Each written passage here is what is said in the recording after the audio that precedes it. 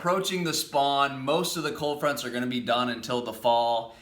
And if you have water levels on your lake that are consistent, the spawn is where most of the tournaments are going to be won. I find that everyone knows a wacky rig, a Texas style bait, Texas rig worm, creature bait. Those are all really good during the spawn. But what I find is it's not so much about the bait, it's more so about keeping that bait around their beds and being efficient. So if you go to a highland reservoir where there's not as many beds in an area, you've got to cover a lot of water, there's gravel and rocks, it's hard to be efficient with a creature bait. You're going to be getting hung in those rocks with your Texas rig.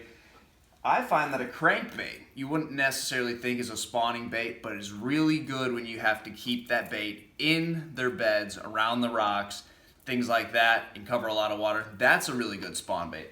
If you're on a lowland reservoir, like a Santee Cooper where there's a lot of grass and stumps, a crankbait's not really going to play. You need something that's going to be efficient around that grass that gives those fish a good presentation. So guys, don't just think, spawn, I'm going to throw this bait. Find something that's the most efficient and you can use it where you're trying to catch those fish. So good luck during the spawn, guys. I'll see you on the water.